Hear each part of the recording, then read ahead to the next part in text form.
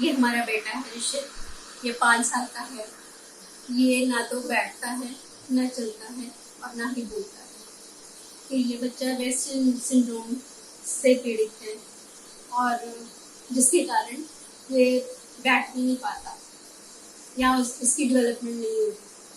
अभी भी इसको फिट्स पड़ते हैं, पर इसकी अगर ग्रोथ की बात की जाए तो इसकी फिजिकल कोई ज़्यादा ग्रोथ नहीं हुई।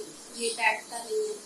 आप जैसे देख रहे हैं, ये अपनी गर्दन भी पूरी तरह से नहीं संभालता और इसे अपने आसपास की चीज़ों से कोई लगाव नहीं है, कोई इससे फर्क नहीं पड़ता। फर्स्ट मंथ जब हमने ट्रीटमेंट शुरू की, आपके द्वारा भेजी गई थेरेपी जब हमने शुरू की, तो उसको करने के बाद उसने फर्स्ट मंथ के बाद ही जो उसमें पॉजिटिव चेंज हमें देखने को मिला वो था कि उसने थोड़ा सा बोलने की कोशिश की। जैसे ला उसने बोलना शुरू किया, तो उसने फर्स्ट मंथ में हमें ये चेंज उसमें देखने को मिला।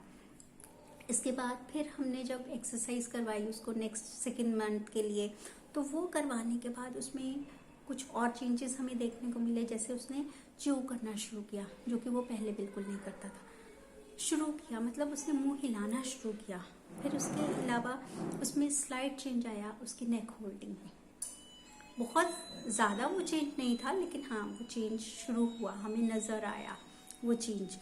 और उसके सिटिंग पोस्चर में भी इम्प्रूवमेंट हुई। और इसके अलावा जो उसकी फिट्स की इतनी ज़्यादा प्रॉब्लम थी, वो 20 to 30% उसमें भी हमें जो है इम्प्रूवमेंट देखने को मिली। वो भी उसमें काफ़ी उसको फ़र्क था। फिर हमने जब दोबारा आपकी भेजी हुई सेकंड सेट ऑफ थेरेपीज़ करवाई, तो उसके बाद उसमें जो हमें बच्चे में अपने चेंजेस देखने को मिले वो थे कि उसकी जो पहले 20 to 30% थी फिट्स की प्रॉब्लम, वो 50% तक रिजॉल्व हो गई। और इसके साथ ही उसने रिएक्ट करना शुरू किया, रिस्पॉन्स करना शुरू किया। ये हमें थर्ड मंथ में ये चेंजेस देखने के लिए मिला कि हाँ ये चीज़ें उसमें फ़र्क हुई आया उसमें। देन अगेन आपने हमें जो एक्सरसाइज भेजी सेकेंड सेट ऑफ थेरेपी ही दोबारा करवाने के लिए, first and second set of therapies both वो हमने करवाई। उसको करवाने के बाद हमें जो चेंजेस देखने के लिए मिले वो ये थे कि जैसे उसके ना फेशियल एक्सप्रेशंस में चेंज आए। जैसे वो बिल्कुल भी फेस पर उसके कोई एक्सप्रेशन नहीं होते थे किसी भी चीज़ को लेकर, वो उसमें हमें देखने को मिले। इसके अलावा उसकी जो फिट्स की प्रॉब्लम थी, मेन प्रॉब्लम, वो 80% तक हमें उसमें जो है फ़र्क महसूस हुआ।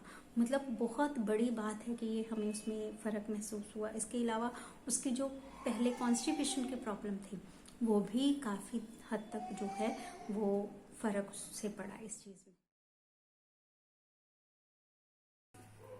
वो पहले कोई भी चीज़ को पकड़ता नहीं था, होल्ड नहीं करता था। 1 सेकेंड के लिए भी वो कोई चीज़ होल्ड नहीं करता था। लेकिन धीरे धीरे उसमें हमने एक्सरसाइज करने के बाद और ट्रीटमेंट शुरू करने के बाद हमने देखा कि उसने थोड़ी थोड़ी चीज़ों को पकड़ना शुरू किया है। जैसे वो अपने लेफ़्ट हैंड को ही ज़्यादा यूज़ करता है, और वो लेफ़्ट हैंड से चीज़ें अपनी पकड़ता है, अपने टॉयज़ पकड़ता है और उनके साथ खेलता है। ये हमने उसमें चेंज नोटिस किया। इसके अलावा राइट हैंड जो है, अगर मैं बात करूँ तो राइट हैंड को अब उसने यूज़ करना शुरू किया है। मतलब वो अभी कोई चीज़ नहीं पकड़ता, लेकिन फिर भी उसने मूवमेंट्स उसके राइट हैंड की शुरू की है। ये हमने उसमें देखा। फिर वो जैसे पहले वो किसी भी चीज़ को, किसी भी साउंड को लेकर रिएक्ट नहीं करता था, रिस्पॉन्स नहीं देता था कोई।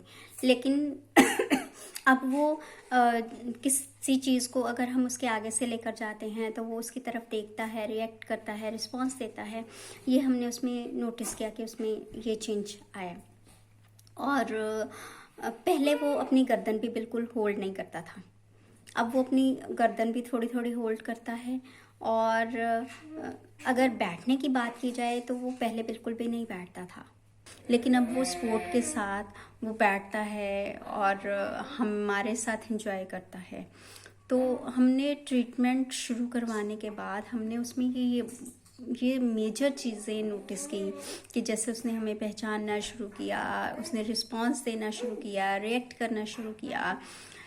इसके अलावा अगर टिकलिंग करते हैं तो वो हंसता है। ये सब चीज़ें हमने उसमें धीरे धीरे नोटिस करनी शुरू की, और ये सिर्फ और सिर्फ नाड़ी योगा के कारण ही संभव हो पाया है। I am very thankful to sir and ma'am कि हमारे बच्चे को उन्होंने यहाँ तक उसमें इम्प्रूवमेंट लेकर आए हैं, and hoping for the best in the future also. Thank you sir, thank you ma'am, thank you नाड़ी योगा।